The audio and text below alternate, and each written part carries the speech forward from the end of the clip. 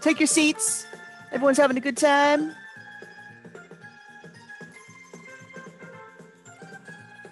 Remediation should be fun. That's my whole vibe.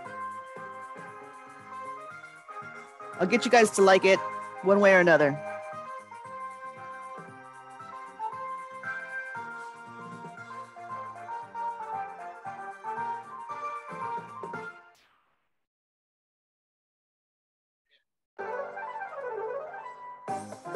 We got a couple more minutes. I'm gonna give people a couple more minutes to kind of roll in. Surely there's not only 12 of you good souls.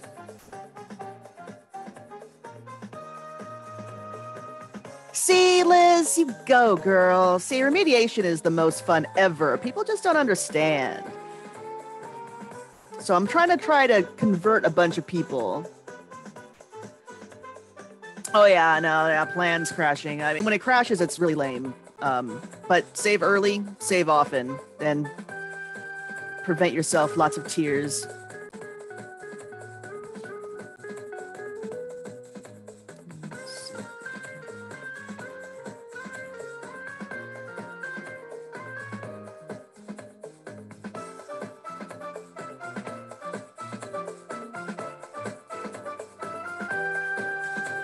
Sorry, I'm looking for I was reminded that I probably should show a certain kind of document, so I'm trying to find one here. And I found one, and it looks like this will be a good example. So I'm just gonna scoot this over into my...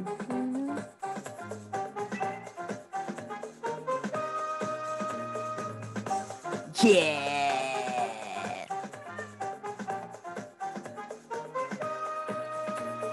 All right, it's just 9:01. We got 16 lovely participants to our game show this morning.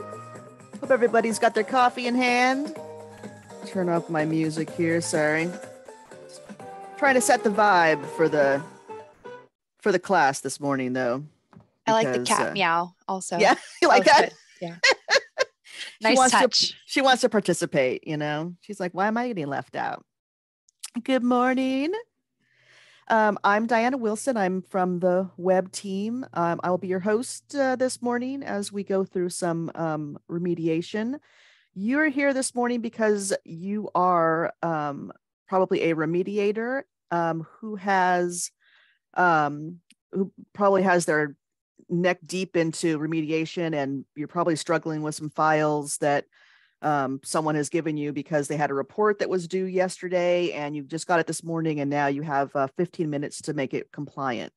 So I hope does that sound kind of like where you guys are? You guys have remediated, you've been there, you know what's what? Can I get some thumbs ups? And does that sound right? Anybody who isn't in that boat, who maybe is like, I don't even know what you're talking about.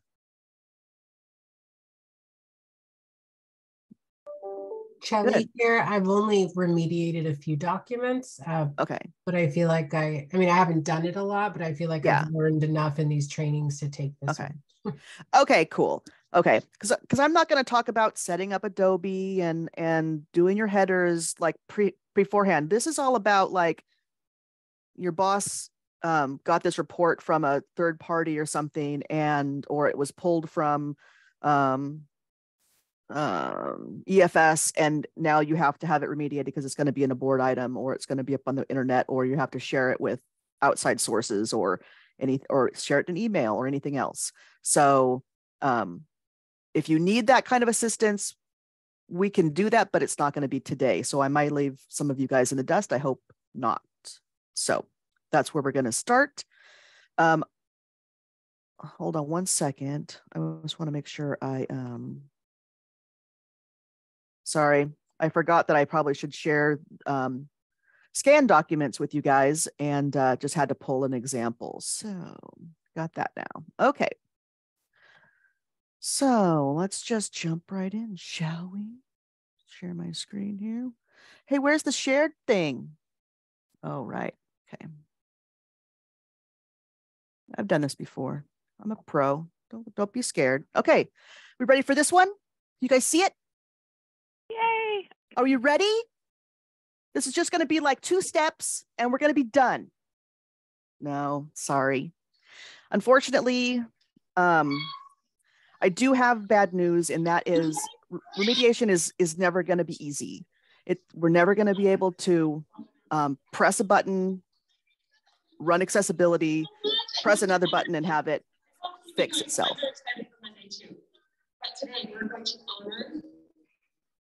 I'm sorry, I can hear somebody talking, but if you're not asking a question, can I have you mute?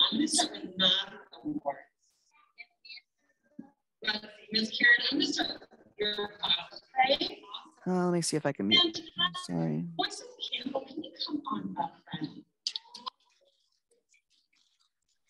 I don't think I have the ability to mute other people, but can you please mute if you're not asking questions? Great competition. You participate and volunteer during calendar. You recognize your numbers from 0 to 20. There we go. Okay. Thank you. Sorry. It's distractions. What am I going to do? Anyway, as I was saying, a lot of stuff is going to have to be massaged. Like here's an example of state schedules. We get this all the time. This is just a very regular report. It's pulled from magical places and then it's presented, and we need to make it accessible for a screen reader to be able to read this. Unfortunately, as you can see, this is a merged cell, this is a merged cell, this is a merged cell, this and this is merged cells. These are associated with these two, this one is associated with these two. It's just a mess. I don't think that this is going to be able to actually be read by a screen reader, even with all the massaging and magic that I can teach you guys. And as you look at this, okay, you guys, come on, really? Excuse me, Diana? Yeah. If you open up the participants window, yeah, like the icon at the very bottom, there should be a mute all button for you. I have my participants button here. So okay, I can mute me. Oh, maybe. Are you? No, I don't. I guess I don't have powers here.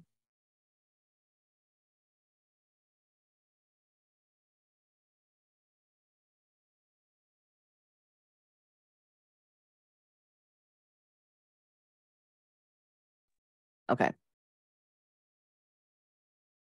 Make sure. Okay. So I should Diana, no. Okay. Yeah. Thank you, Anna. You're welcome. For some reason, I have the powers. So I have no power. All I can do is show you guys how to remediate. I don't know why I have the powers, but it's all right. I will help out. See, aren't you guys glad this is just a casual thing. We're like friends.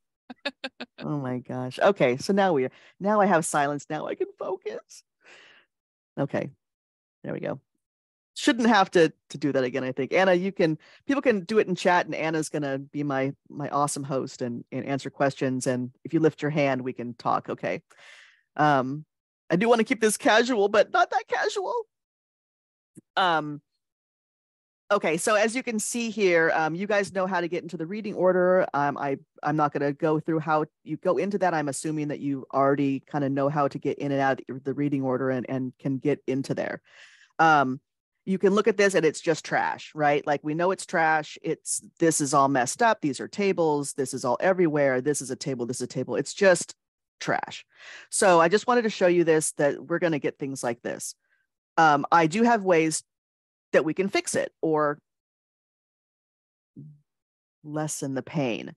And a lot of times you can go to, not like that. You can go to, not like that. You can go to File, Export to, and you want to export it to Word, and then turn around and go through the steps of sending it back to PDF. So let's just do this real quick just to show you guys how easy and fast it is. So you're just going to send it to Word, And then just like when you export to Acrobat, you want to do the Acrobat and then create PDF. You don't want to do save as PDF because that's going to break things, and you just don't want to do that. So let's do this. I'm just going to save it like that. It's going to do its little magic thing. Maybe we could get lucky. And then as you can see, look how much nicer that is. Already, it makes so much more sense. It's still not great, but you don't have tons of little tables all over the place. So that's like the first thing I do if I get something that's just really crazy, because at least it's going to give you a base to start from that you're not going to just be totally pulling your hair out and just like, it's not going to work. Again, I want to reiterate that this table is really, I can't see a screen reader easily being able to read this, even if we spent hours and hours and hours manipulating this. But I just want to give you some examples of super hard stuff. So let me go back to this one, because this is, I just kind of taken a little component of this, and I've taken out all of this extra header information and stuff, because really, realistically, this information here shouldn't be a table, and it's just kind of throwing it into the table, and we'll have to extract that. So, you know, this is kind of what that little section would look like. In a perfect world, you know, we would kind of want to try to do away with some of the extra spaces that are in here. As you can see, when you're going in here, you can see these are these cells here are they're all individual lines and individual cells. So if you could, it would be great to be able to go into a version of this where you could combine all of these. And so now you're going to have these sections that are only these cells, and they're not going to be individuals. In an even better world, you would have it set up in this way, where the table would be set up so that nothing is merged. This all says the same thing. It might be a little bit bigger box, but now you have it just like this. The screen reader is going to read this very simply, and then it'll read the columns, it'll read the rows, it'll read across. It won't have this as a nested menu. And this is just an importance of, if you can have that original document set up correctly.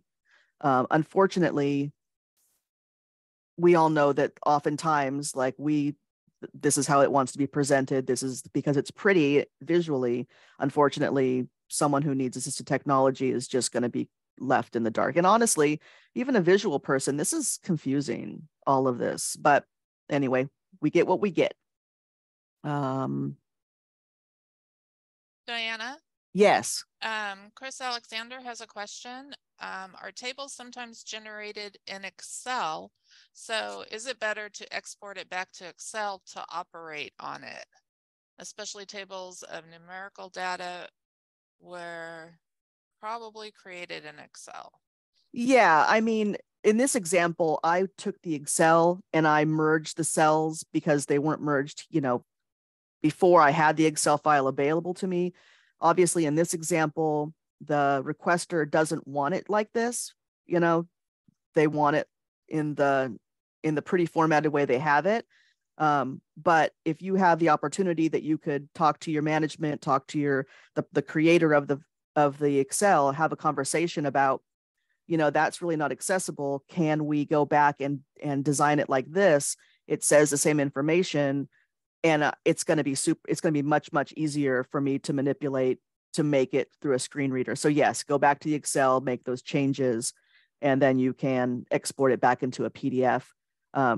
But in the example that I had here, where I exported it into Word, I was just trying to get it to recognize all of these elements, because when I took it from Excel into PDF directly, that's the result. This is the result that I get. This came directly from Excel, because in the Excel file, and if you give me just a second, if you guys don't mind, if you want to see, I can show you what that Oops. Sorry, didn't open the right one. I was so close. I was so close. Can you guys see the file that's up? Are you guys able to see? Okay, good.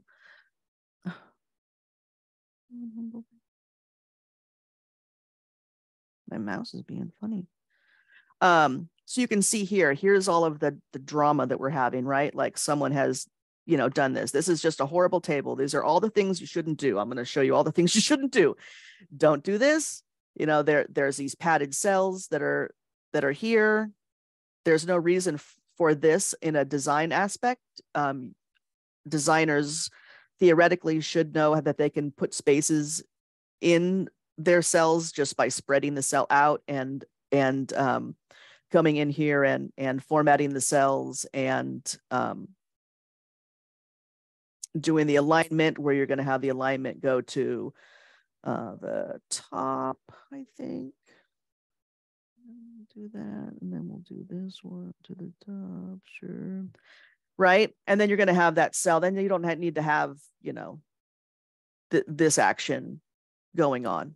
Anyway, again, we often don't have the liberty to make those changes, but if you have the ability to do that, I highly recommend, you know, making sure that, you know, these cells here have no data in them. It's going to make it, you know, the screen reader is not going to know what to necessarily do about that. You're going to have to go into Excel, and I'm going to show you, or the PDF, and you're going to need to add all these cells in there. And I'll show you how much more of a burden that is versus just adding a 0 here, which would be, yes, it would make maybe make your table look a little bit more crowded. However, realistically, if, you know, there really should be a value in that cell. These are, you know, a spreadsheet. So I'm not going to save that. So let's go to not that. Let's go to this page where, oh yeah, see, and here I have been so nice to you guys, and I have put the zeros in here.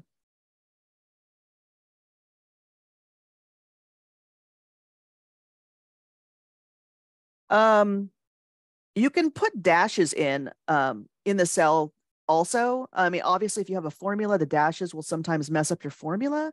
So NA is fine. I don't know if NA will also mess up your that value on this side. But yeah, I mean, information being in that cell is great. You know, a 0, an NA, a dash, just to fill it. Okay, so we're just going to work on this table here because I've left some zeros out, but we're going to see this is going to look kind of good. This is all the other tables here, right? Like, but we're not going to worry about that because these are all messed up. So I'm going to go to the table. This is my last page of the table, and I really wish it was going to be all the way to the bottom, but I guess it's going to be. Actually, let me do this. So if you have a big document and you, like in this case, it's only 4 pages, but it's also very cumbersome. There's a lot of data here. You can open up the little page pane here. You can see your pages. And then if you right click, you can extract pages. And I'm just going to extract this page 4. And you can also grab it and pull it, but this is easy. So now I've just have this page from my example. So now I can close this because this is just really cumbersome. Now I only have this one page, this one table. And when I look here at the tags panel, it's going to be really easy, right? Like this isn't so much easier to see. This is a small chunk that we can chomp off and manipulate and not feel so overwhelmed with 20 table tags. And what does that mean? And what is this section and all that stuff? So this is going to allow us to just address this one table here and hopefully not be drive you guys totally crazy. Have I lost you guys? You guys good? You guys holding on? Hope so. Okay. So I kind of put the reading order up. So I can see in here, it's going to give me a little bit of a visual. I'm seeing some of the data cells, but I need to dig deeper because this visual isn't going to give me a super good reading. So I want to kind of see like, where's this? What is this little thing here? So this is empty. So I'm just going to go ahead and delete this because, well, I'm not going to do it like that. I'm going to do it like with my keyboard and delete it. And it's going to get rid of it because it's just an empty cell. We don't need it. I'm going to dump it. So now let's see what's going on with this table. Well, that's not pretty. That's not pretty either. My mouse is being really funky. I'm just going to open up this table here. And this is kind of a pain. And this is where it's like tweezer work, right? Where you're wishing that the person who made the table would have just, you know, done it right, set it up correctly, but you just are not going to be able to do it. So this is the header actually, or this is a paragraph here. You can see it's lassoed in pink. I have it set for pink. We don't want this in the table. This isn't actually a part of the header row. So I'm going to, fan it open, see where it's at, locate the location, and then click, and I'm going to drag it up and out of the table. So now it's no longer living in that table. It's, paragraph, but, I think that this should be a header. Now, there's a couple ways that you can change it. You can either right click on it. You're going to come down here to properties, and then you're going to have some options here that you can set to. And in here, you can have your headers, and then you can close it. If you don't want to go through those steps and you feel brave, you can kind of double click on it. See how it's just like in Explorer when you're changing your file names, you kind of like lightly double click it, not super fast, but lightly. Then you're going to get into this editing mode, and then you can type here. And maybe I want it to be an H2 instead. Type it in and hit enter, and it's going to change it to an H2. You can see here, it's changed it to an H2 on my thing. You can also, it's a little harder sometimes, but you can click here, and then you can also use your selection here if you have that open. But see how it's closed all my tables out. So that can be kind of a pain if you're in the middle of something. So just a couple of different ways to get to the final end result. So now this one's done. We're going to delete it. This one is just a blank. It thinks it's a cell. We're just going to delete that too. This is empty now. We're going to delete that. Now we're into the actual table. This is the headings here. So here's this heading. We're going to open it up. Now, what's all this for? This is because there's all these blank spaces. So let's just delete these. Now we have that. And theoretically, this should be a DT, a data table cell, but I haven't seen that there's any problem leaving it as a paragraph. So you don't have to struggle and suffer to change those, right? Like, it's fine. Don't worry. That's one thing that at least you don't have to worry about. So we're just going to go through here and do these all guys. And you can see now these all should be table headers. Oops. Oh, it let me do it. So we also want to make sure that we're saving. Sometimes it will let us revert back with doing Control Z, sometimes not. And then you'll, as you know, as you're tagging things and you're like, oh, you've done 4 pages of stuff and all of a sudden it crashes, or you've done something like I just deleted that section. Now what are you going to do? You're going to have to go back to like where I first started, where I cut that page out. So make sure you're saving a lot because Adobe is very, very persnickety. So continue here. Go. Look how fun this is. You guys are just having a blast. Oh, you are.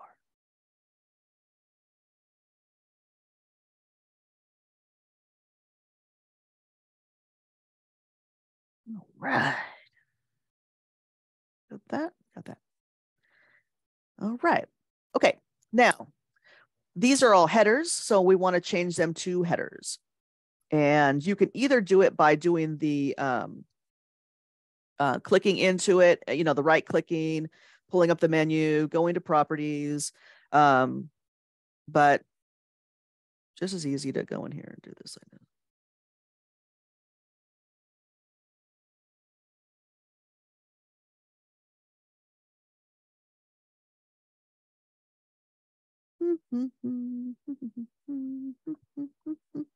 And then you're listening to some good music, you know, you just get into the jam, the vibe.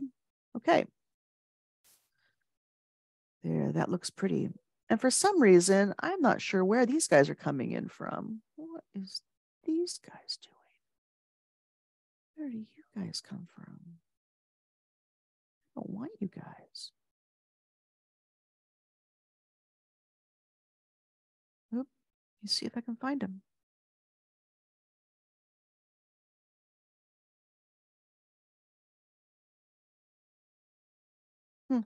So here's an example of just a bugginess that's in Acrobat. And that is it's showing these paragraphs tagged, but they're phantoms. It's a bug in the software. It's the struggle that we have with remediation because they don't exist. And the only thing you can do is just verify that it's not in the tags. Adobe's just showing them as this weird phantom thing. And there's really nothing that, I mean, you can try to do, like, there's really nothing you can really do. They don't exist. So it's just a weird glitch. I bet if I saved it and reopened it, it probably would fix itself. But maybe if I closed this and reopened it, maybe it would fix itself. Who knows? But just an example of a problem. So if you wanted to see how your table is kind of doing in the, I call this kind of the oh, it's not going to let me do it. Jerk. Jerk. Because it doesn't know where to grab it. Let me see if I close this, if it'll let me reopen it and stop that, because that's really annoying.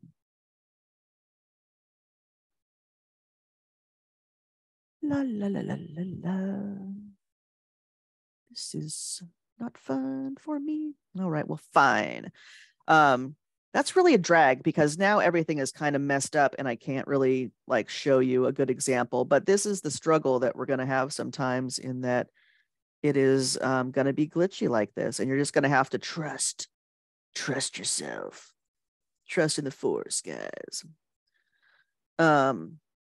So, oh, we also want to make sure that this is, oh no, that's right. That's a, okay. Then we have headers. Those are all headers. Can I come to, let me see, maybe I can do it. Nope. Jerks. Okay. So this is set as a header row. The other ones were columns, right? Columns, rows. Yep. So you just kind of want to tab across. You have your data cell, see them go. And this one also the same. And you're just going to want to kind of tab across.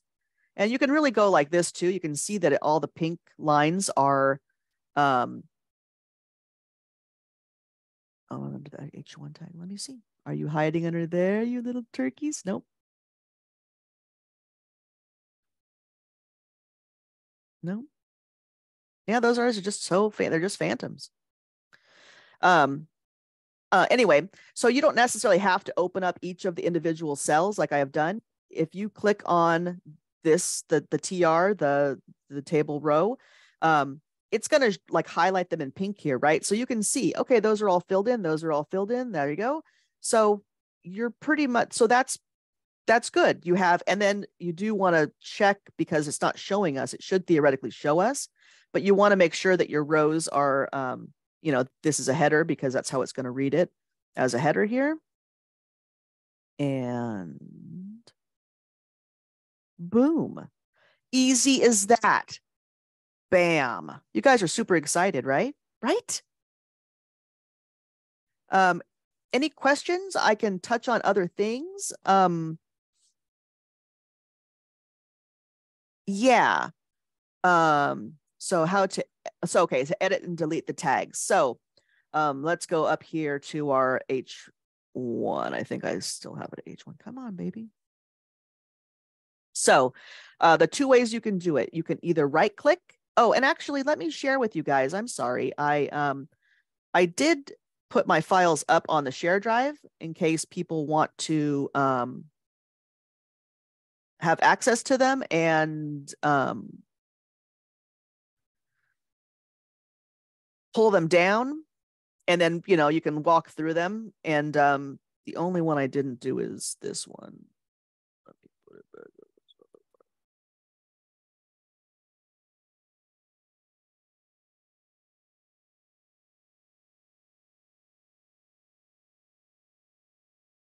Oops. Well, I won't put that one up there. We don't need to share that one. Sorry, guys. Sorry, guys. Anyway.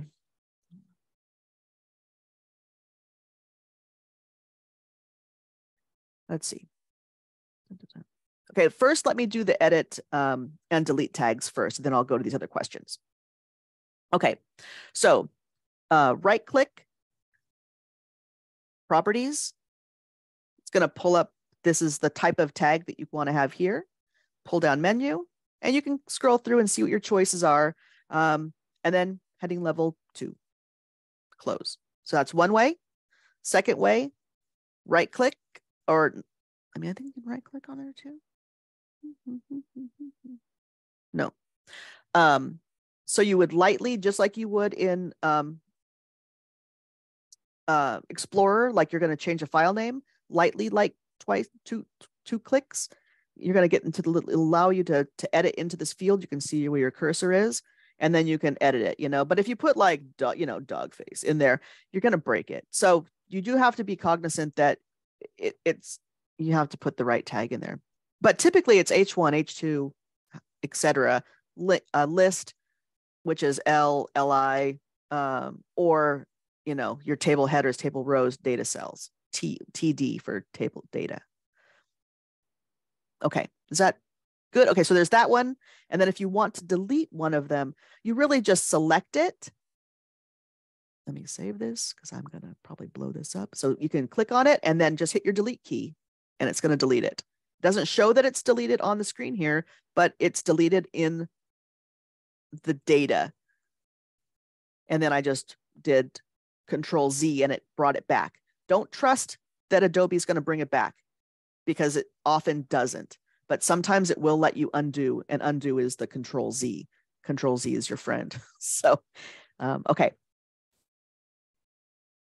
So Diana, we have another question. Yes. Does it matter that the last cell in each row is a table header and not a table data cell? When you, do you mean the left-hand row or talking about oh rows, this one? Yes. Oh no, that is a book. That's not right. Those should be data cells unless this is a menu thing. So no, I missed that. Thank you. And typically if this was behaving correctly, it would give me a little indicator here of saying what that is. And I'll show you in another example that looks beautiful where you can see what it's really supposed to look like.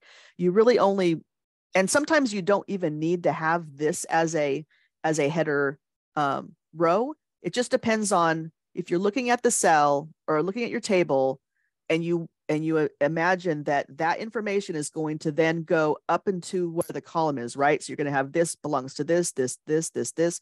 Sometimes your data is just fluidly all the way across. So it doesn't matter that left-hand side is a header. It just depends on what your table is and what information you're trying to express.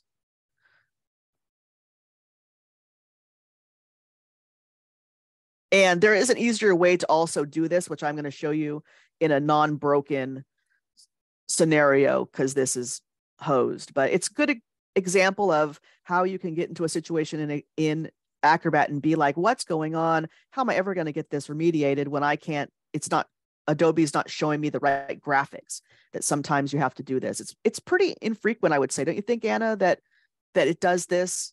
I don't run into that too often. Yeah, I don't either. So I would say it's pretty infrequent.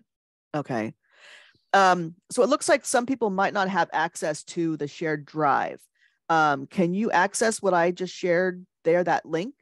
I think that most people should be able to pull it down from that, but I might not have given you the right link.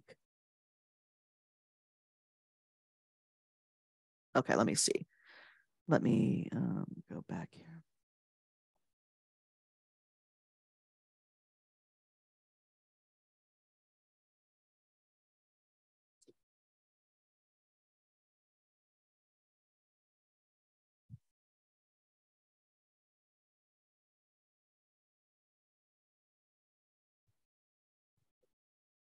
That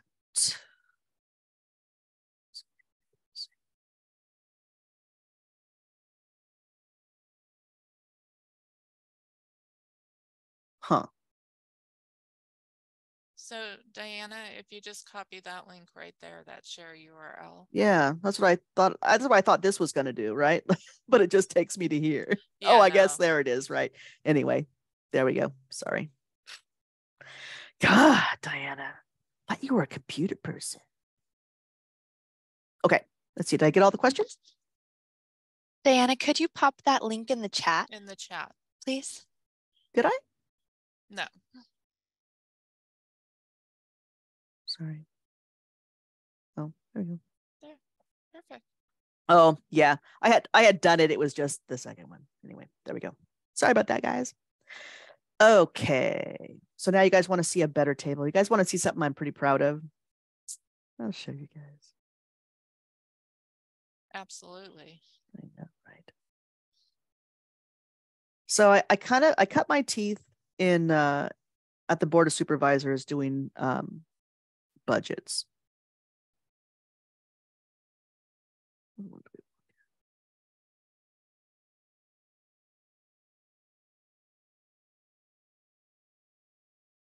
And I just love this document so much. I just grabbed one of them from a couple years back.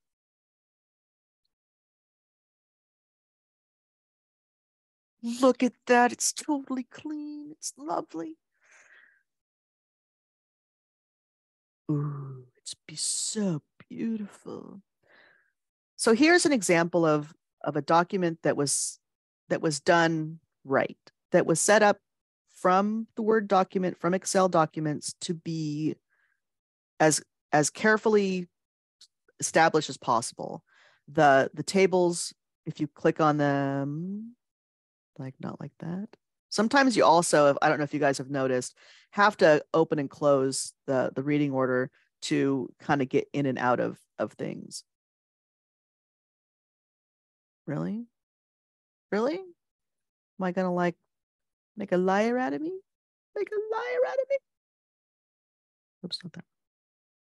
Oh, here's a cool example. Look. Okay, so you guys have had stuff vanish before, right? Like you've had your documentations, you're going through, you're putting your reading order in order, and it vanishes. Yes, here's a good example. So here's how you fix it. I'll show you. I'm so happy this happened. So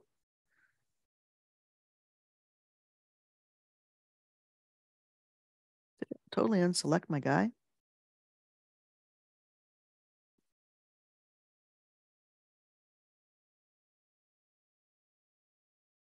Let's see if my component's still there. What the heck is going on with my computer, guys?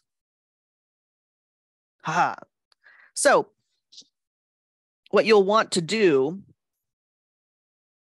is, now I've messed up the reading order, but if you slide your component down that has vanished, if I put it up here, it's going to vanish. Something with the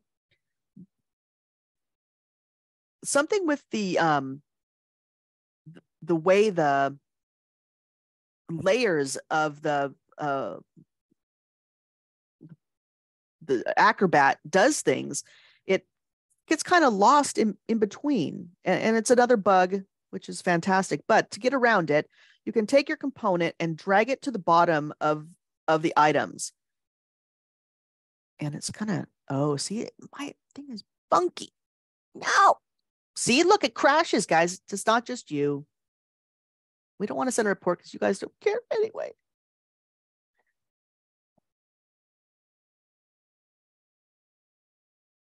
Yeah. You have to open up that all the time. Now it's not going to vanish. I do have another example though, so I can pull up the other example, or maybe we can force it to do it again, because that's fun.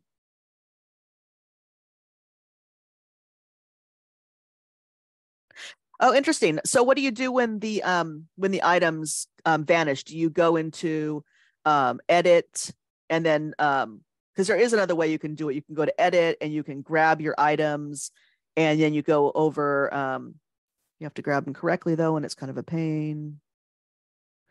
And then you tell it to go forward. Yeah. So look what happens sometimes when you do that. So I'm going to do that, or let me say, I'm going to push it back, and then I'm going to push it forward, right? Okay. So then we think, okay, everything's cool. Now I'm going to go and check my accessibility again. Okay, didn't do it, but sometimes it will break your accessibility. So then it's like, ugh, now it broke the accessibility. But if you take your items and just do the little push like that, and push like that, it'll come forward, it'll show it, and it's not going to break your remediation. And it will mess with the reading order, but I'll show you how to fix that. So let's see, if I push this up, it might make it vanish. No, it won't. Okay, so let's say I'm going to, this is how you would do it. You would just take this one, move it down, and then you can left control and click. And if you do it right, I don't know why, whenever I'm on like a presentation, I'm like butterfingers, and I have to press things like a million times. Okay. And then you can just slide them all down like these. And then everything's going to be in your right reading order again, which you can check here. So in this case, this is in the wrong spot anyway, but you always want to make sure that your reading order is correct in the end. But if you take the object that has kind of vanished behind, put it to the bottom, and then slide everything back into the right order, it'll be golden. Okay. Yeah. And you can do the edit thing too. Just be aware that it can break your remediation, and just check it after you've done it, because it just does weird stuff like that. But that used to be a huge frustration, and it still kind of is. And look, this one still is kind of hidden back there. Like, what the hell are you doing, dude? Why aren't you showing up? What's going on? Oh, probably because I pushed it back when I edited it. I thought I pushed it to the forward again. You big jerk. Oh, no, I've done it. Sorry.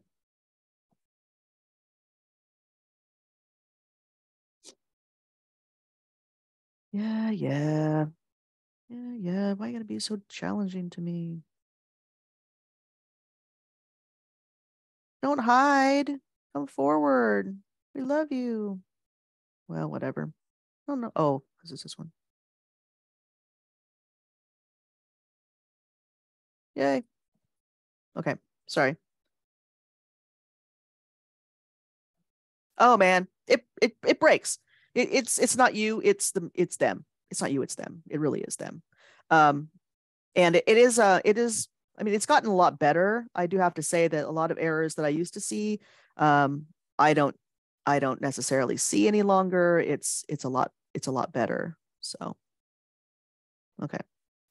And I didn't touch on it, and I kind of just assumed, but you guys know that this is the reading order and this is tags, right? Like, you guys know that piece of it, right? So, okay. But I just told you now. So now you do know for sure. Those are your friends. Okay. So when this was done in the Word document, the alt text was put in for that. So that's nice. And this is the part that I just think is so pretty. It's so nice. I like this table so much. Look at that. Isn't that a thing of beauty? That is just beautiful. Just look at it. It just lovely.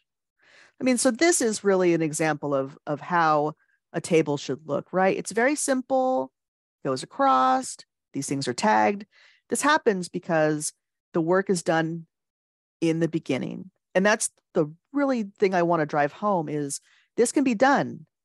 This huge budget book is done every year, twice a year, because there's a recommended and the adopted. And it's done in a way that's not going to like be completely breakneck because these tables are set up in that way to do it. So you can just easily see this, and I put it in the shared drive so you can look at it and really parse it apart. You can go into the tags panel and look how nice the tags are. This is just like a really advanced document, and something that you can look at as a, how was that done again? How did that look? And look in here and see when you go into the table editor, what it looks like. So yes, sometimes you can do the reverts. Sometimes it is kind of, yeah. Thank you, Anna. So something too I want to show in that you don't always have to tweezer, like how we were going over here and doing all the edits in these individual cells. You can also, in this case, and typically your tables are going to be like this, that you can have your reading order open. You click on your table. You can either click on your table editor here, which I'm always in the habit of doing, or you can click on the table editor here in your reading order. When you go here, I'm sure you're familiar with this. Look, this is going to show you where your headers are. It's also labeling them so you can see it. Boom, your headers are here, your data cells are here.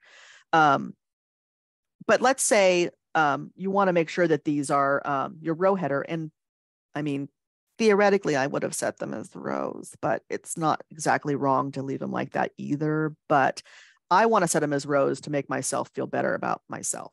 So, and you guys can't see what thing I'm clicking. So you right click, cell properties. You're going to pull up this lovely screen. Here's your header cell. You want to set it to a header cell. And then you also want to set it to a row cell because it wants to distinguish them between them. So boom.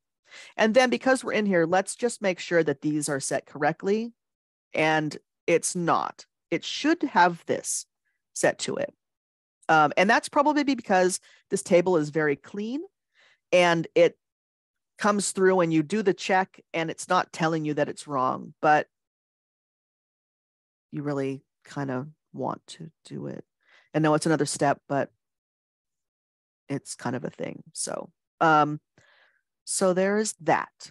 Any questions about this one?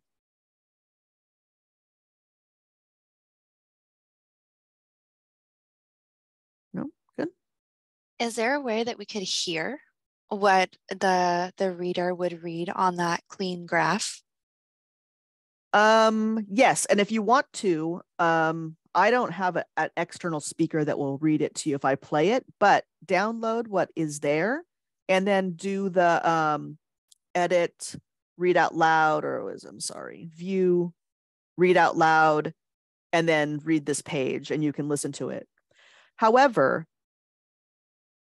Adobe isn't set up it's not like JAWS or NVIDIA or some of the other screen readers that someone who is listening to assisted technology is going to use, which is really unfortunate in that when you listen to this, it's probably not going to listen. It's not going to read it to you in the way that it should read it to you, like it should read it to you. Energy and sustainability, 2017-18, 9,250. Energy sustainability, FY, because it doesn't say blah, blah, blah, and then go across and go across and go across. Like,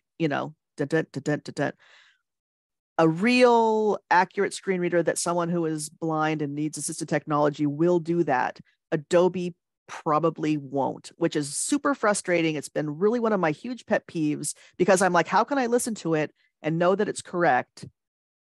But it's just what it is. And I'm going to try to get some training on actual assisted technology audio and have a class on that to show people what that looks like, because I think that would be important for people to understand the broader scope, but I don't have that training yet and we don't have that tool yet. So, but that is on the horizon. Sorry, that's not a better No, answer. that's okay. Yeah. That's okay. I actually use a screen reader sometimes at home. So I'm interested in that component. Yes, I would. Yeah, can you please let me know? Yeah. If you download it, please. Yeah, I would love to hear it. And if you could, listen to it. And then the one that I uploaded doesn't have obviously the column set or the row heading set. So I would be interested if you could do that. Do it, listen to it both ways, and let me know if you hear a difference. Okay, I will. That would be fantastic. And what screen reader do you use? It auto-populates, and so I downloaded it about 2 years ago. I'm not sure exactly what it's called, but I can get that information to you. Absolutely. Fantastic. Cool. That's cool. Yeah. Okay. Thanks. Yay.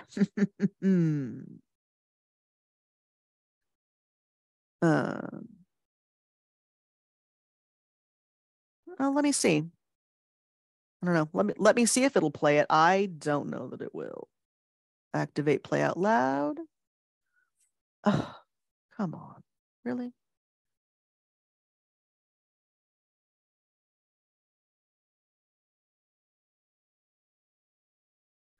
Oh.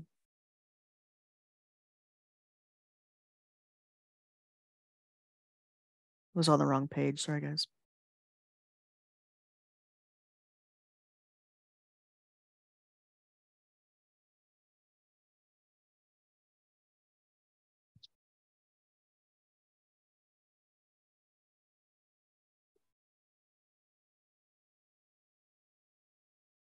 Yeah.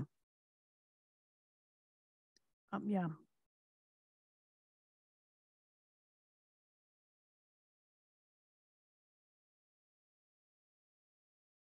Yeah.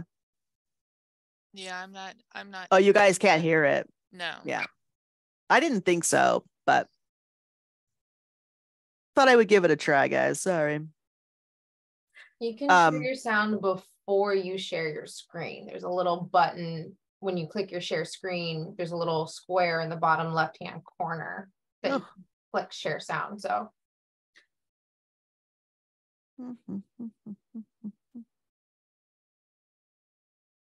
you might have to close out of this share screen and then go to open it again and click that square, and then you could share sound. Nah, you guys can listen to it later. Done with that already. Sorry. Okay, what's next? You guys good with this? Okay. Don't want to save anything. Ooh, lists. Lists. Look at this beautiful list. So lists.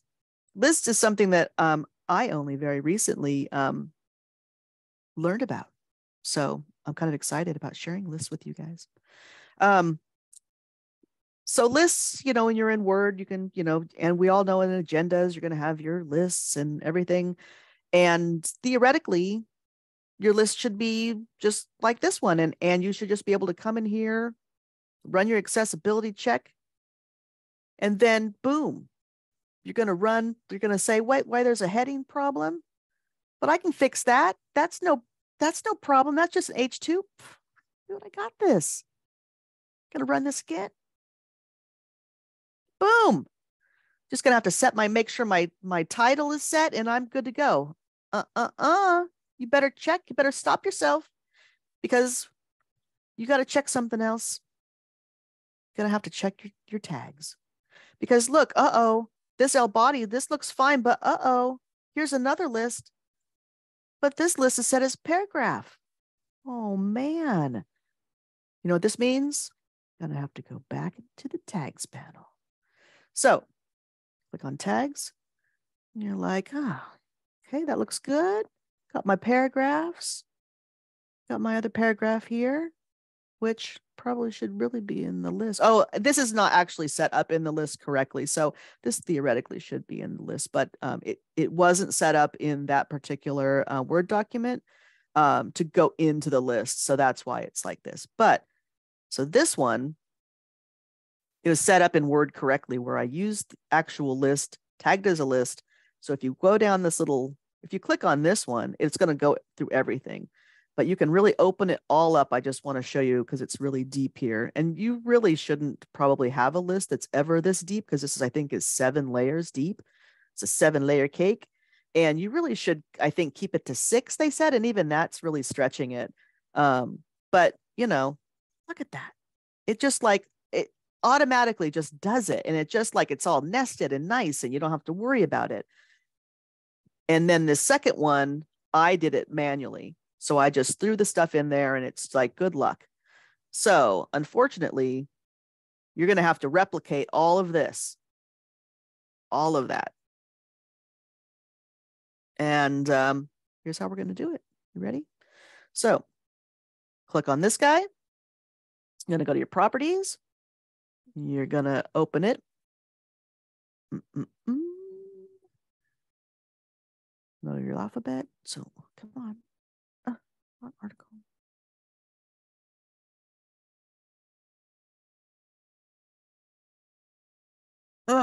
My mouse. Okay. Sorry. Okay. So we're going to start it as L. And at least the bonus part is I have something to look up here and to know how to format it. Because if you didn't have the list above to format it, oh my gosh, I would go crazy, because I wouldn't even know how to, like, is it an LI? Is it an L body? Which one, where does it start from? I don't, right? So it just, it's kind of crazy. So at least we have that going for us. So we're going to have this one. And let's look to see what this one is up here.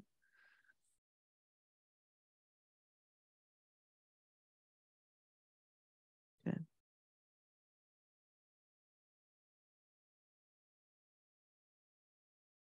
Lordy, Lordy. Let's see if I can do this right.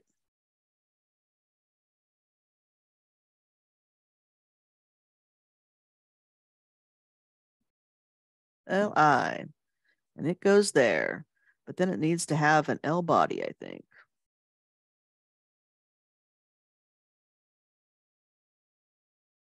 Does L body even come up in here? Yeah. List item body. Yes, it does. Yeah. Look at that. There it is. Okay. Nice. Okay. And then, so where did my other thing go then? No. Oh, I have to add it. Yeah, see, this is why you should just do it correctly in Word to begin with, because this is challenging. Yeah, you have to add the have list to add a tag. item. Have to add a tag. Anna's the pro at the lists. She learned me. She learned me to do the lists. All right. You're just in the way. All right. So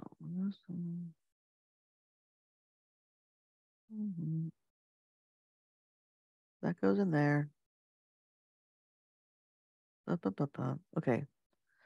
So now we have that guy, that guy, that guy. All right. Now it's all nested nicely. All right. And then, oh, so they belong in this one. So this one needs to go into this one. It's like a Russian doll, making me very sad.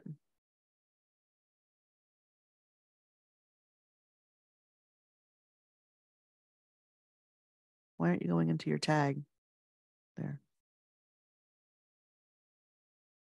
Right? Let's look at our example above, because I don't know. Okay. L body.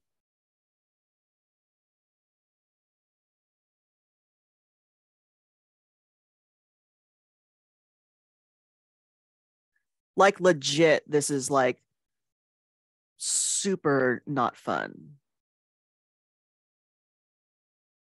Okay. Right? L body. L body goes in there.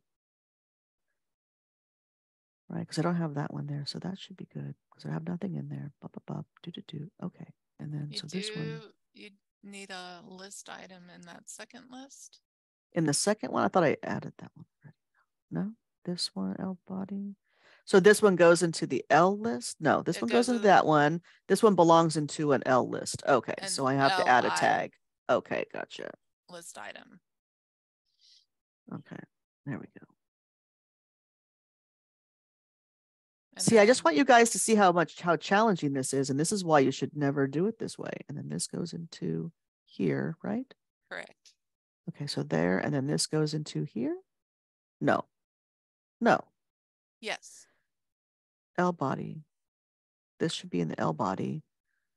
This goes above that. The list item goes under the list. There you go. And then this like that. So this one, that's why I need another one. So what is, I'm sorry. So this one is this. See, this one is this one is the Roman numeral, which should be in this one too, right? Because like this one doesn't belong in there. It's like this one really should be. So the Roman numeral would be the label.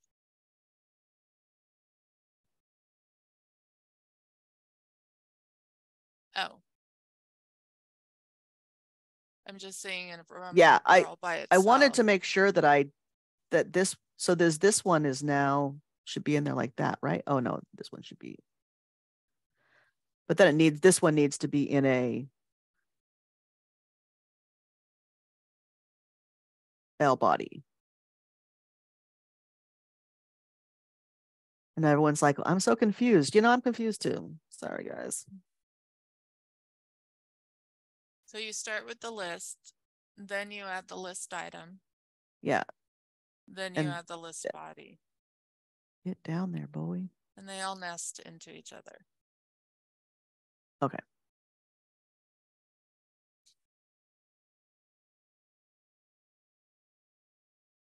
This guy is like really hard to move. There. Jesus.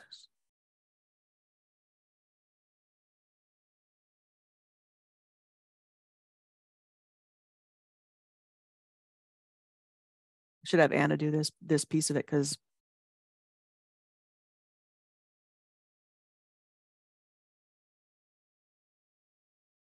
there we go. It's also very hard to like drag them in because as you can see, like this one should be above it. It's just not easily dragging, which is there's just no better way to manipulate these because it's the way that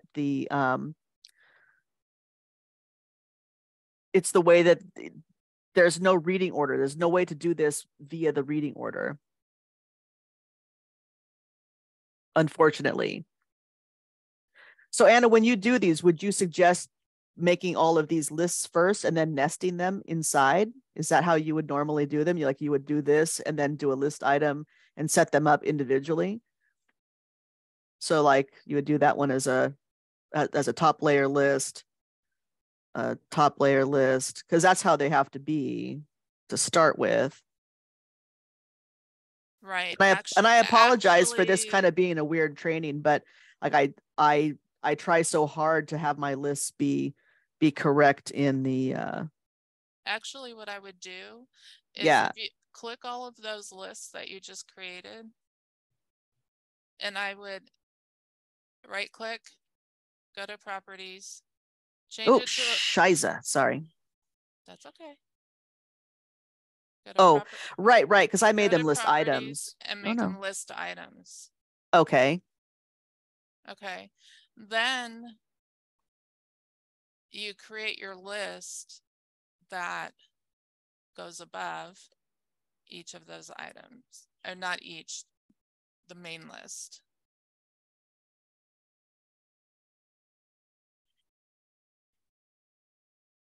Then you drag all of those list items, highlight them all, and drag them under the list. And then within each list item, you're going to create a new tag that says list item body. Gotcha. And you're going to drag that one inside there. Okay. That allows you doing it that way to at least lessen the load in that you're able to shift, select multiple items. No, it's only going to do one of them. Tag. Right. So you're going to have to drag the list body. So when you're in the list item, if you open a list item, click on, okay. Go into one that you've already haven't done a list body yet. Yeah. Okay. Instead of clicking the list item, click the paragraph tag or the little one below it. Oh, this one. Yeah. That. Then say new tag. Okay. So then it'll create it inside. Inside. Okay. And then drag it to the list body. There you go. Okay. Perfect. Makes it slightly better. It does. Yeah. But I mean, you guys can see, right? Like I have to have like someone handhold. I've been doing this for a while. Like no one wants to do this business. No one wants to do this business. Oh man. Beautiful. Oh yeah, I don't have a step-by-step how to do it. Sorry guys. Because I really wanted this to be kind of more of a, you know, that this was going to be a training for hands-on and we would participate kind of, you know, or follow along as I'm doing it versus reading the instructions that are on a screen and doing that. And it's very complicated to have that. I will try to put something together though. There is documentation available on WebAIM that has step-by-step, like for PDFs. I haven't seen anything. Have you, Anna, for lists? Lists seem like they're kind of like this, like you should do lists and lists need to be, you know, correctly nested, but then really no information on how to do that. So I'll try to put that together because it obviously needs to be done. And there's so many times that we get documents that just don't have the lists in there. Yeah. I'm going to look something up and see. Yeah, and having newer staff having something more spelled out would be good. We do have a lot of the stuff really is would be really good to have like that setup part. And I know that that's not always the case, especially if you're giving it to someone who's maybe extra help, who you just want to have tag items and things like that. Oh, thank you, Anna.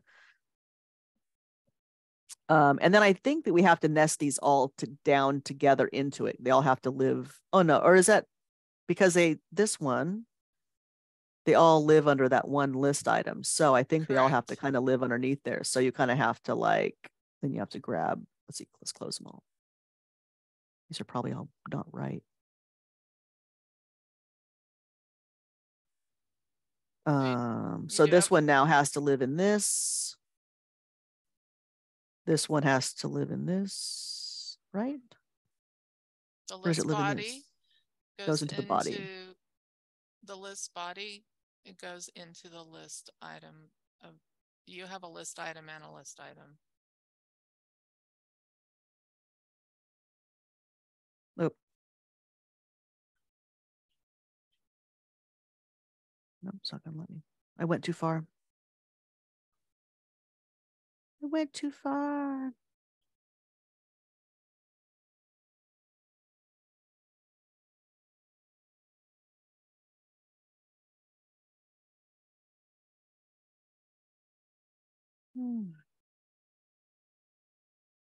Okay, so they all go into the list body. So, boom, and then this goes into boom, and then why isn't this? This one doesn't have a list body. I guess I didn't make it one. Probably somewhere wrong. And then you go in there.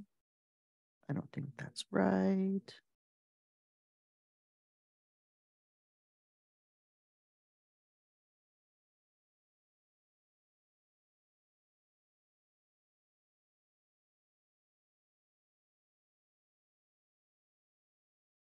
You want to start with this row, even though it's a little bit farther down. Okay, list body. You Go in there. Yep. See, this is just the worst. The absolute worst. It's the worst. Let's go back to tables. This is lame.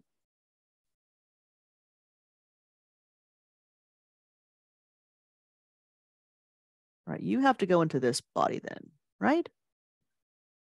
Boom.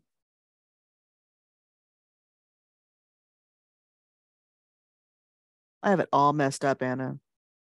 It's okay. It's all hose. It happens. It's all hose now. Just get in there. Everyone get in there. It's just gonna be a big party. You go in there too. You get a thing. You get a thing too. I'm gonna paste in the list components in chat again. Lame. So you start with the list, then forget you it, the list man. item. I'm gonna start over again. This is dumb. This is why you have to save early. I don't like it. I'll make some better instructions. Moral of the story, set up your friggin' lists in Word. No, but that's really why you should set it up in Word, right? Like, it's going to take some logic puzzling out for me to do this correctly. I'll put a little presentation together, but really the takeaway is just do it right in Word. You know what I mean? But I will put instructions together so that you can see it and without me fumbling around. I apologize. That was embarrassing. That's all right. My pride can take it. Let's move on to no. Is there any questions? I apologize for kind of fumbling with that. I'll make it better to you guys. I'll make it up to you guys. I'll put some good instructions in my shared drive.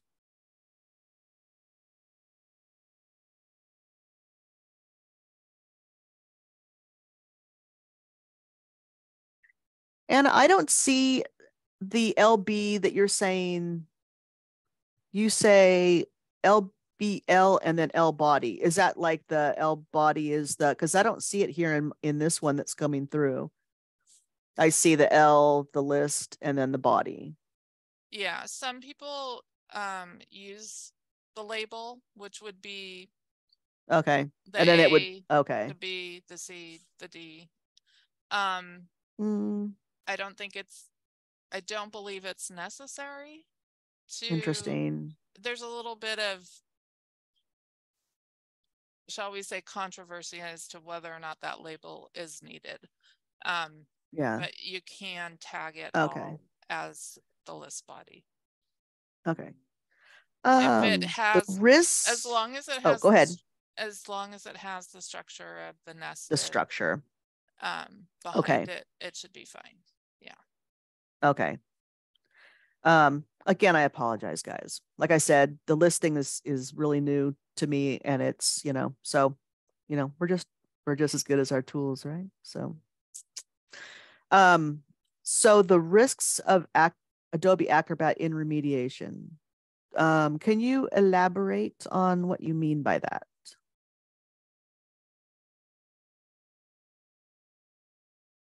Like it crashing all the time? Because that's sure a risk.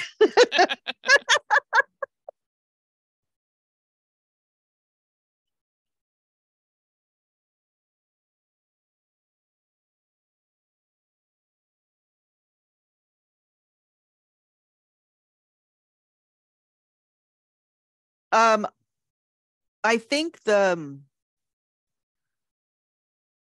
kind of the, I guess the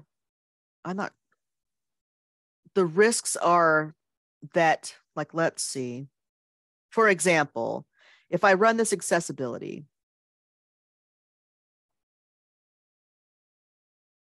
and I fix my header here, which, oops, if this was going to be possibly in a larger document that would have a title, you may sometimes need it to be set up that way because, that first page may be your H1. But I fixed that header. I'm going to come here to properties, check that my the standard is good. The author, you always want it to be Sonoma County in your department, and then the title and the subject. And usually the title I put in is the name of the file, and the subject I also put as the name of the file. But if it has a subject that's specific, you might say like agenda 2022, and then you put your department name and the date and things like that. So you can do that, and everything else just stays kind of the same. And then you going to say that this was fixed. The reading order, we're going to check the reading order. Let's just see. 1, 2, 3, 4, 5. Okay, we're good. I'm going to say the color is correct because the colors, this may not pass, but we're just going to say it's correct. I think it's fine though. I think I tested it. Now I'm going to run the accessibility checker again. I have absolutely 0 errors on the screen. However, this is not ADA compliant. It's not ADA compliant because this paragraph here that have already established should be a list, and it's not a nested list. That means you put this up on the website, someone who needs assistive technology is going to have a problem or could have a problem, and they can open up a litigation on this item. And that goes for anything that's up on the website that is not truly 100% compliant. That means if you, we have so many documents out there now, I just discovered a whole nest of new ones that in the past, the training was, if you have problems with compliance, you just, lasso a big section of text. You do this, you make it a figure, and then you go into your figure and you just say, if you need help, call us, and then, basically that's what it said. They had a phone number. And then they just slap it on there and then post it up. That is, not only is that not compliant, it's now you've broken the compliance that was there in the section with the lists, and you've made it so you have text that's behind this that someone only listening to assisted technology is going to hear, and someone with low vision and someone with, who is like a normal reader isn't going to see. So you don't have an apples to apples match up to what the document is saying to what that back matter is kind of hidden back there. So you've made it even worse. So that document is not going to pass compliance. It's going to open you up to litigation even more, possibly. So that's the risks, I guess, of Adobe, that it's going to give you false positives. It needs a pilot to pilot the program who can go into the tags and see the tags and understand them and manipulate them like we have in the tables and in the and in this list, for example, and how challenging those lists are, you just saw. So that's the danger, that's the risk. So that's why it's so important to have the training and the awareness that this isn't going to protect us. The accessibility statement 100% will not protect anyone, and it just makes it worse. Because it's not helping those people maybe with low vision who might need help. So I kind of am strong about it because it's something that I really, it's so sad because we were trained for such a long time that that accessibility statement would kind of be a catch-all and it would save us, but it's just not true. And so a lot of people haven't received additional training because they thought, well, I put the accessibility statement on it. So if you do ever hear that, please, try to spread the word and let people know that it doesn't really help. So there's that. Okay. I am not going to touch too much on alt text, but I want to share this fantastic website with you guys. It's really cool. Let me see. I should have had it had it clipped out, but I don't, but I have it in my,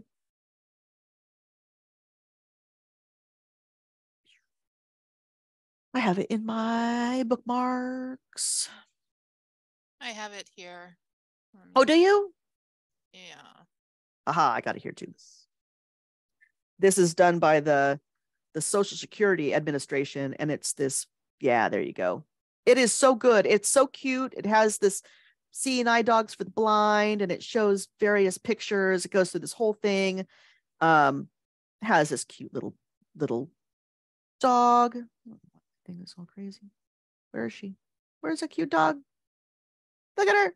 vaccine, dog. And it goes through and it says, here's what we have for the my alt text. Will this be good? Will this be not good? And it gives you kind of a reason. It is fantastic. So I highly recommend this for alt text because it can answer a lot of questions that you were going to have about alt text. I know, like for maps and things like that, a lot of the ways that we can address issues with maps is you tag the map, you give it an alt text that's going to be, good, explanatory, and have text that's adjacent to it that also kind of explains it in a couple words if possible. And that's going to answer a lot of those questions of how do I make this really complicated map accessible. That allows someone who might, have visual problems, to go, oh, this is a map of St. Helena. It's north of, or south of Napa and, east of the Russian River or whatever. I don't know. I don't know how that would work in a map, but whatever. It would just give them an idea of what that is. Parks has a lot of maps and they do a pretty good job of giving alt text and adjacent text to have that kind of explained.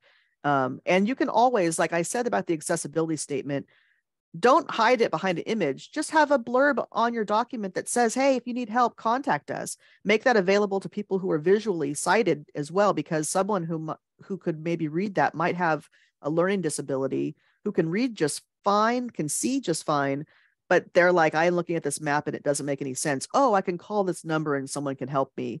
That is 100% the way to go, I would say, especially with complicated maps. So please have a look at this for alt text. They do a much better job than I can explaining the ins and outs, and they really know the law for what to do as far as appropriate text. And here's an example, right, of a thing. Okay. Good. I get to pawn that off on somebody else. Just kidding. Just kidding. Next. What else do we got? Oh, yeah. Scan documents. I think that's my next one. Tables. Oh, annotations. Let me show you this annotations real quick, because this used to drive me crazy. So let's just do a quick little thing. This is just an example. Like this form is horrible, and we're not really going to address that. You can see it's really broken. But the thing I want to point out is this error here, and I haven't seen it in a while, which is why I'm using this old example, because I couldn't find one in a recent document. So Adobe may have fixed this. This is the error you're going to get. Tag annotation failed. And when you open this up to kind of see what it is, and you click on it, it's basically saying that this link is, it's not recognizing this link. So in order to fix this, and other items in your document may come up as annotation failed, and it just means that Adobe needs a little bit of massaging to understand what that tag is. So you would go to your contents panel, and you want to do find. And in this case, I know this is a link, but they have other selections here that you can search for in case it isn't a link. So I'm going to look for unmarked links. I'm going to search the whole document, and I'm going to hit find. And then it's saying, oh, I found something. So I'm going to tag the element. I want this to be a link.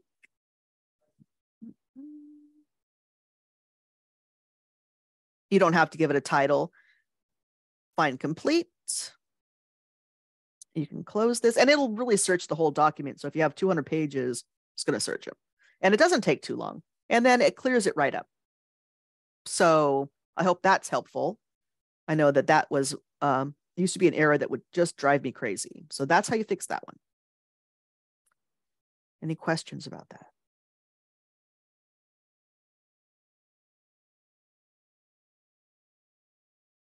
Okay.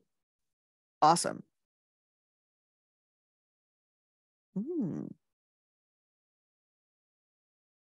Yeah, go ahead and send that. You can send it to me, and I will put it on the my little step-by-step thing too, and incorporate that, and I'll put it up on the shared drive, and we'll probably put it up on the document up on SharePoint I think, and share it around. Okay. In this case where you have this form, I would export this to Word, which will flatten the form, because really you don't need this to be a form. It's already filled out. So I would flatten it in Word. That would happen by exporting it and then send it back over to Acrobat.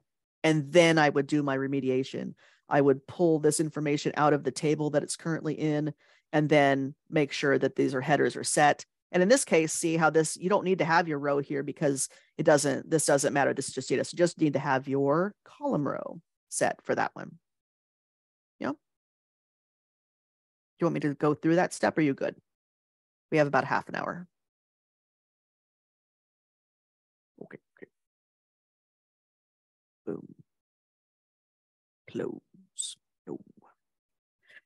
Oh, the list. Get review. Okay. Oh, let's see. Nope. This is the. So. Is it end at 10:30 or 11? I thought it ended at 11. Yeah. Oh no! You guys are going to leave me? Well, I have enough time to. I have enough time to go to this. I can stay until 11, but if anyone has questions, we can just do that. Does that sound good? Unless, does someone have anything that they would like to bring up? Scan documents is pretty easy. It's don't do it because it's expensive for you.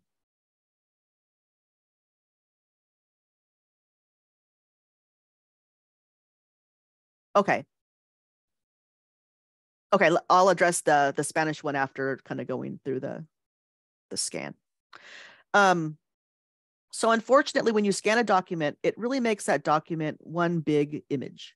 It gets rid of your text, so it makes it really challenging. And basically, you're gonna struggle.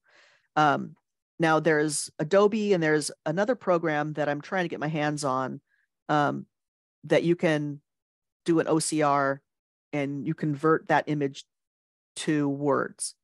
And you're going to be as good as that software is, because it's going to translate an image to words. And it's gotten a lot better, but it's still challenging.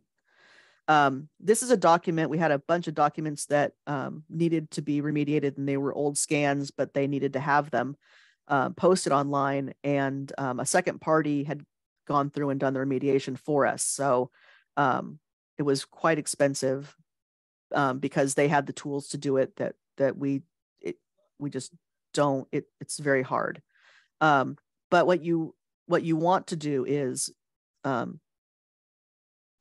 you'll get that scanned document. You can use the optimized PDF. And you're going to want to optimize the scan pages here and run it through at the highest quality. I leave it like this. This is just kind of my standard. And you hit OK, and it's going to run it. And Adobe's going to do its best with its technology to convert images to words. Sometimes that makes a gobbledygook depending on the quality of the scan. And once you've done that, then you can address the remediation, and you remediate it as is, to the best of your ability. Sometimes you may have to type information in. Like if there's handwritten information, you may need to tag that as alt text, things like that. Signatures should be redacted. So if you're having something that you want to have scanned so you can have a signature, that's a security issue. Someone can go through and, use the edit PDF tool and extract those signatures and then, use them for identity theft, for example. So it's a security risk. That best practices that we've been trying for a couple of years now is signatures should be redacted like this. So if you have a document and the reason you want to have it up is because of the signatures, it's better to use an original and put on their signatures on file, or write in the person's name, type in the person's name and then, signatures on file. And then you don't have to worry about that whole OCR aspect of things and the challenges that it's going to, throw at you, because sometimes you just can't. Sometimes it's just going to look like a bunch of wingding characters. And unfortunately, that's kind of what we've got for scans. Oh yeah, redactions. So redaction is really easy. In the tools, if you don't have it, and this is where also you can find the optimizing tool here. You want the redaction tool. Here's your redact tool. You want to add that one to your menu over here, as I have it, and optimize. Those are two that I suggest, throwing in there. So tick your redact icon here, and then it's really easy. You just kind of halo what you want, and let's say we're gonna do that, and we don't want to tell what band it is, so you hide that, and then apply, and then you don't want to sanitize, because sanitize is going to wipe out all your remediation. If you're doing this before you've started remediation, go ahead if you want to. Doesn't really matter.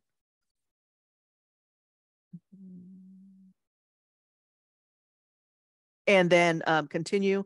It's going to redact it, and it's going to ask you to save it as a redacted file, or just save it over again. But I'm not going to do that. And that's pretty much good. And then when you go through, you're going to want to see here that they've tagged it as a figure and then redacted.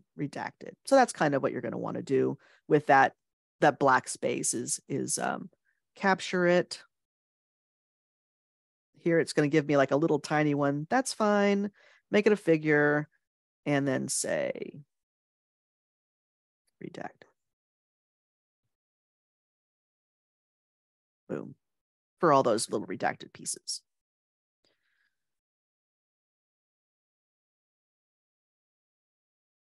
If an error is not found in the tags panel or in the content panel.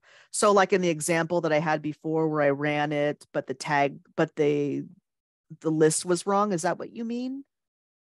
Because if you go through and you run your checker and nothing comes up, and then you kind of go through your, like, this is so nice. Look how nice they did it. Oh, this company's so good. You're going to go down and let's just see. Boom, boom, boom. Good. Then you're good. Everything. This looks golden. Ship it. You're good.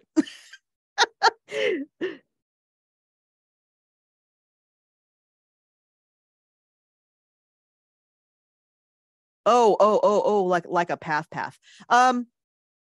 Gotcha. Like this one does it. Let me pull it up. I see. I know what you're talking about. Dang it.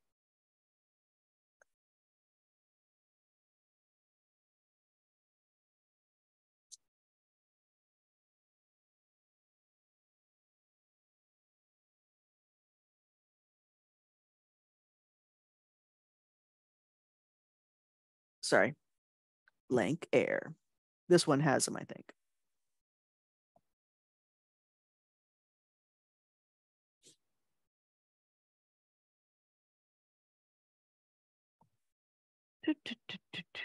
Nope, it doesn't.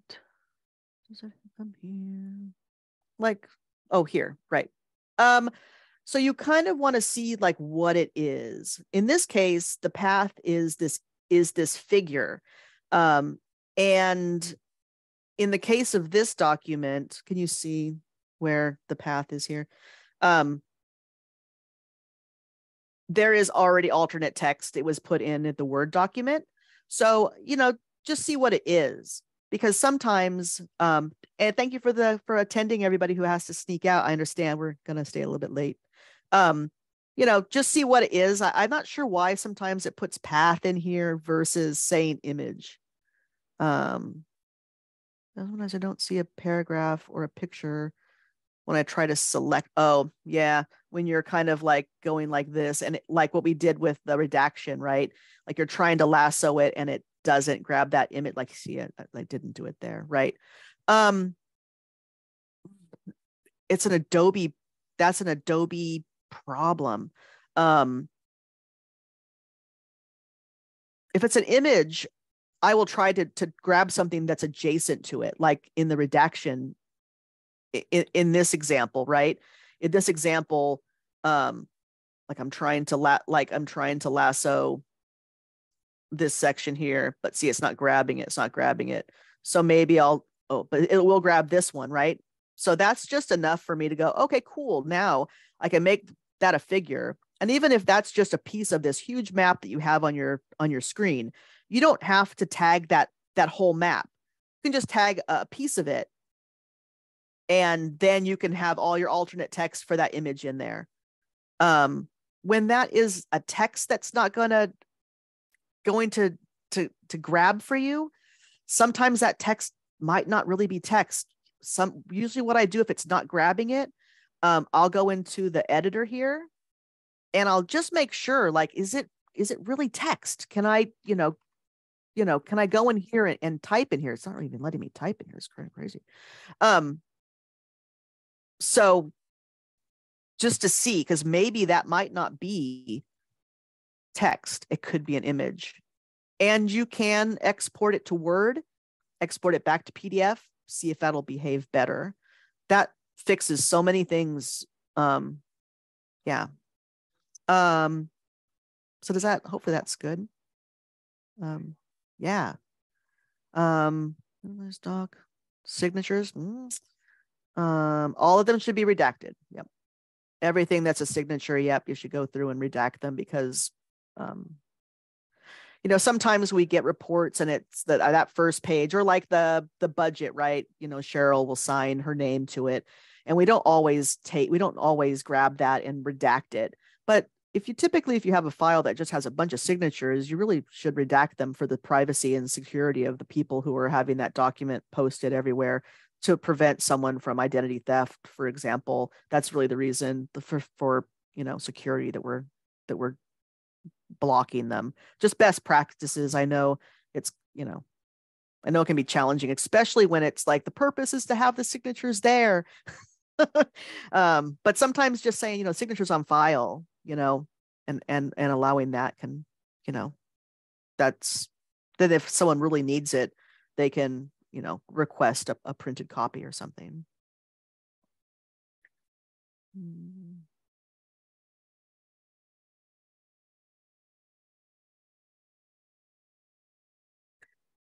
Two links was making an error. I need to see what the error was to see how I could fix it. Do you know what the error was with the links? Were the links broken?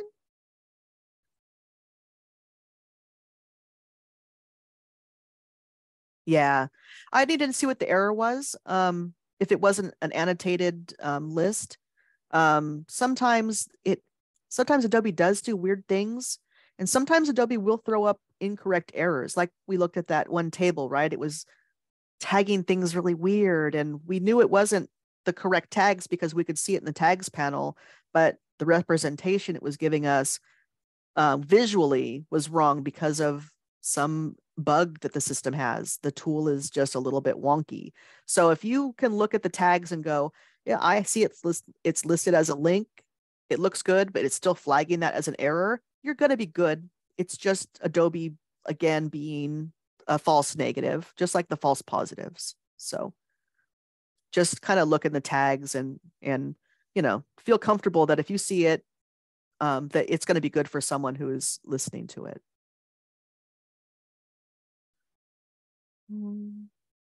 Okay. Any other questions before I go to the Spanish alt text, which it's pretty easy actually. The Spanish alt text is just have it in Spanish.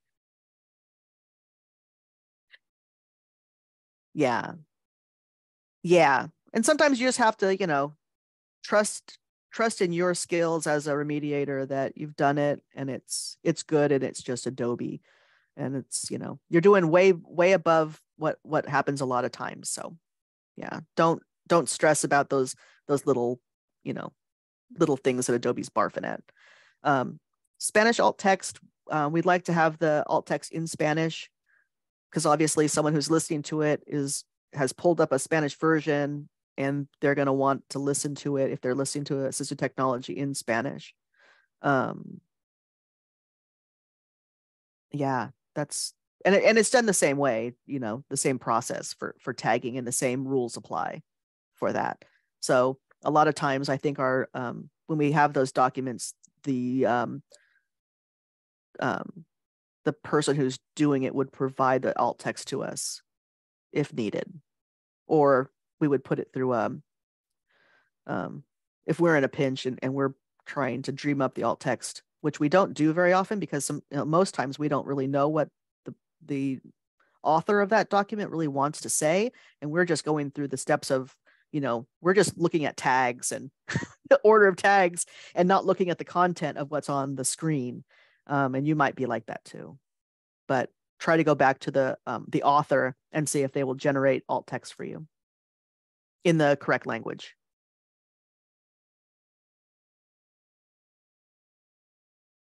I don't know why that was open. Does that answer the question? Okay.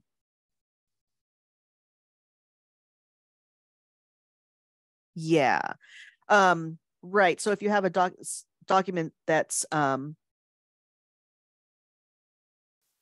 you want to go and make sure you have your advanced, and then go and set your language to Spanish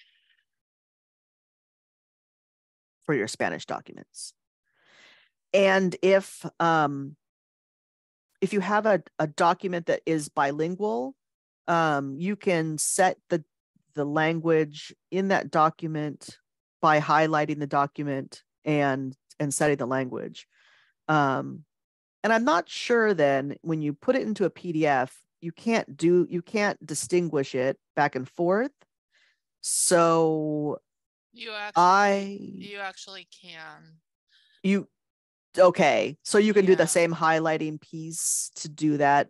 It's not in the document properties. In the document properties, you want to indicate what the main language is in the document. So if the main language is English and then you have bilingual content, you're able to highlight that bilingual content. And if you go into the properties of the tag for it, for example, you can set that to Spanish. You can also do that in source documents in Office. So there is, okay.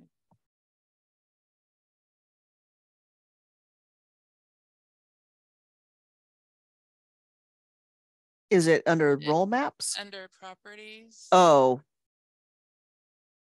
And then there's language right above. Oh, I see. Gotcha. And there's a drop down. Gotcha. And then you can indicate that it's Spanish. Spanish. Okay, there we go. Or whatever other language is in the document. Right. Oh, and speaking of other languages too, I know that like ROV, the voters, there's quite they're pretty cool. They have all kinds of languages and stuff.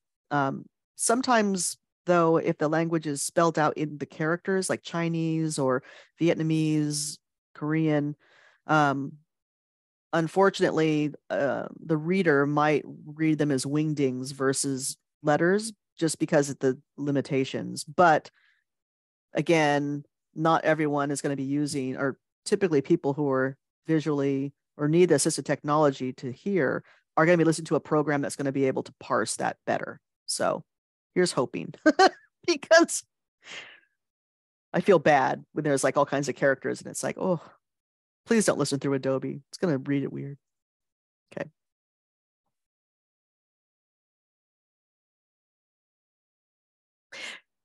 Yeah. We were asking people to like split the documents up, but now that we know that we can like you can just take them and And I think, let's see if we can do it like this too. Can you just grab multiple? Yeah, baby. Oh, nope. Dang it. You have to do it individually, individual tags. Oh, well. Oh, maybe. Hold on a second. I did have a figure there, so that could have barfed it. Hold on. Nope. Sorry, guys. Try. So you have to do it individually. And you really don't want to just grab a big, a full, you really don't want to. Sorry, I need to have the right tool. You don't really want to just do this, and tag one big paragraph because it's, that's not the right way to do it. So you will have to do it individually by the tags. And like things like this used to drive me crazy. Like, why is this huge like X here? Like, it's just, these kind of things happen just because the software is just limited and buggy. So don't worry about things like that. Or if you see a table that shouldn't be there. I'm glad we had that example of seeing the broken cells or the incorrectly listed cells in that table to show you guys. Any other questions? There was an image here. Let me see what this is. Can I just open it instead of saving it? Jeez. Fine. Let me see.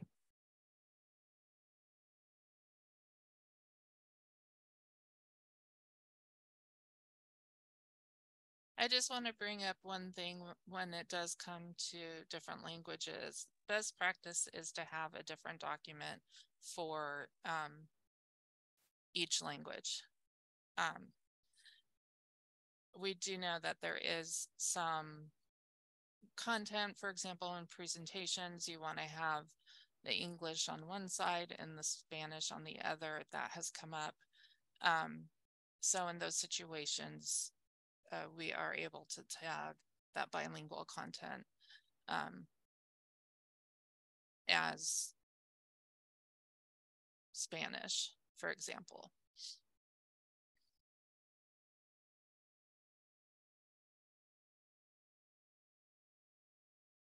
Oh.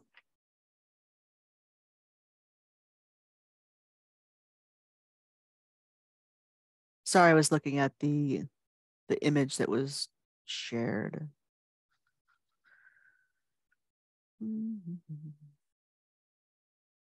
So what is the error that comes up with that capture, Andrea?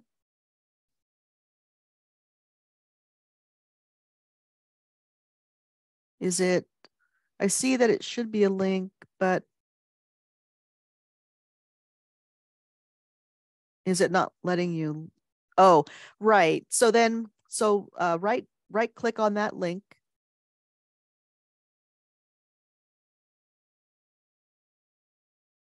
And then you'll see find in the menu that comes up. And then when that menu comes up, then you go unmarked links, search document, find, and then it will, it should come up with tag element. You click on tag element and it will let you do another pull down that says link. So that should be able to clear that error message. And if it doesn't, then I wouldn't necessarily stress about it too much, because you've done the steps. It just shows delete link or edit link.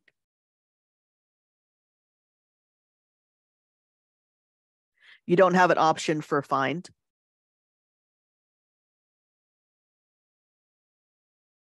Huh.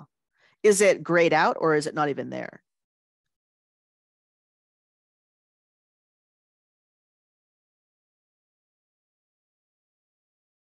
Huh.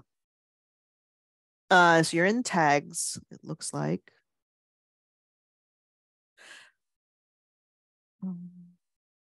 Are you in tags or are you? That doesn't show. Yeah.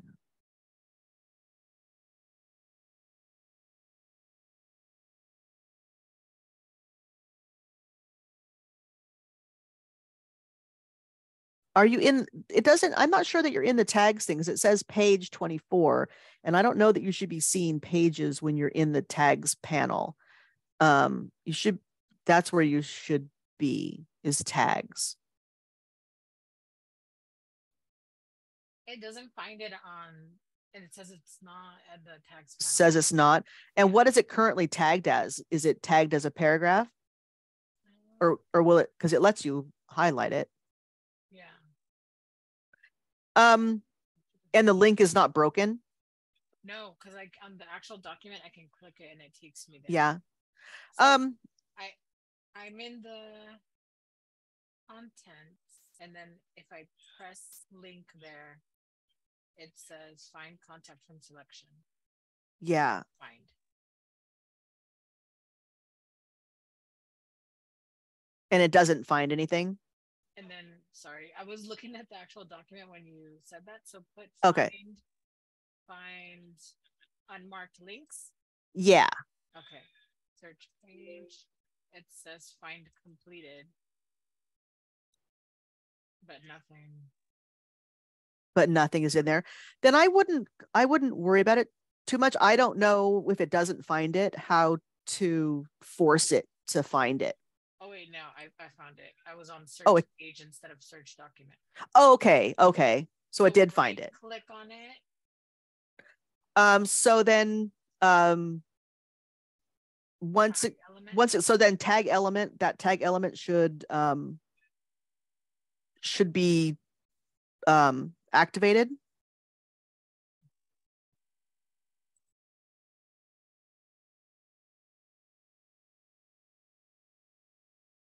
Let me see. This will be easier. I can actually show you in my screen with this example because I have it. Okay, and then what do I tag it as a link?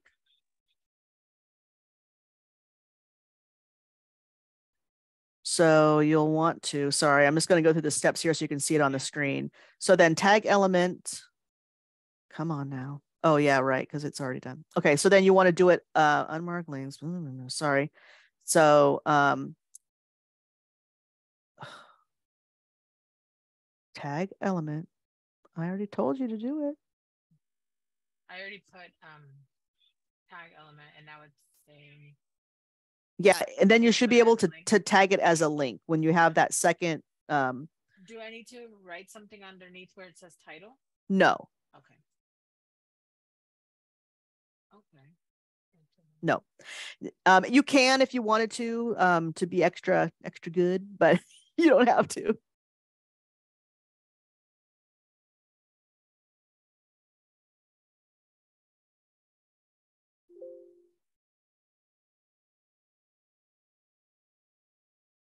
Yay, we cleared up one little problem. So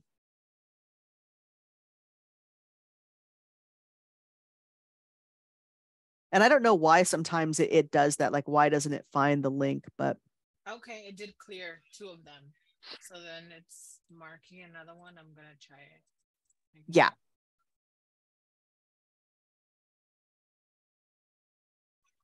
And sometimes you might get artifacts, which are kind of pictures or backgrounds.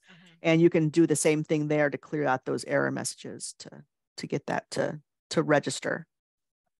Yeah, sometimes it'll mark errors and there's nothing on the page. Like it'll just be like a tiny rectangle and it's marking it as an error. Yeah. So sometimes you may need to go to your tags panel and go through like the paragraphs and see where that might be located, and you might delete it. Like sometimes if you're cleaning up table errors, you'll have a table that's empty and it'll flag it as an error. So you just have to delete that empty table. So you have to go into tags, find where it's at and delete it. It's why it's easier if you can work with like a couple pages at a time as you're getting started. So you're not overwhelmed with a huge row of these tags, which can get overwhelming.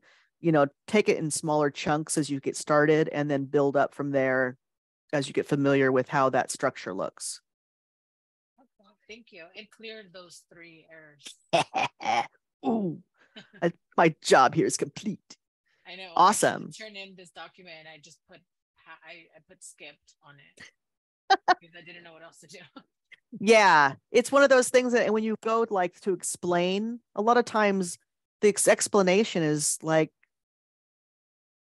not easily understood. It's not always user friendly. It was telling me to go to the tags panel, but it wasn't finding it in the tags panel.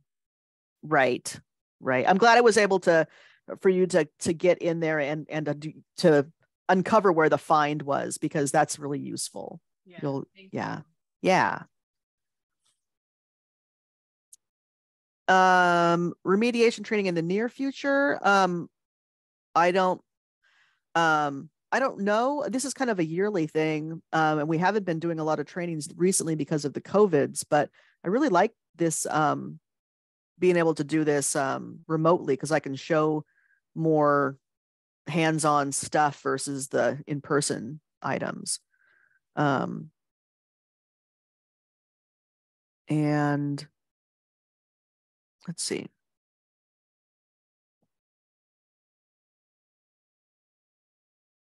Melody, if in terms of classes, we don't have any classes coming up, but if you do have any specific questions or would like to schedule some time for some training, if you just send a ticket into the service desk, we'd be happy to set something up with you. Yeah. Thank you. I appreciate it. I've taken almost every class that you've had over the last 4 years. But we've had a big turnover. And like I said, I hadn't been able to get into some of the classes this week. And, you just pick up new things every time. So it's always good. Absolutely. Yeah. And we're learning all the time as well. It just, there's so much to it, and the more comfortable you get in the system, and it's like, oh yeah, it doesn't feel as intimidating. You can have a test document that you can play around with and not feel like, oh, if I do this, it's going to delete all this stuff and then I'm going to have to start over. These are just test documents. Play around with them, destroy them. You can always pull them down again. That's the way to get better and to feel more comfortable and work, faster eventually, because you'll know, boom, boom, this is where you go to get these things. Oh yeah, I've learned now, here's a little quick key because I was playing around with that document and things like that. So that's kind of my biggest recommendation, is if you get time to, just practice on a document that doesn't matter. That's the best way to do things, because who cares if you mess it up? Yeah, we're half an hour over, but I'm always happy to answer questions about remediation. It's my favorite thing to do.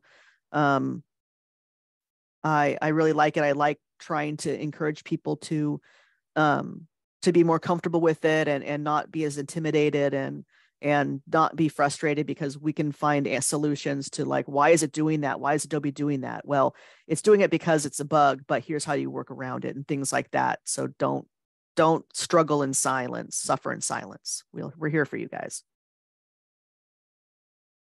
Cool.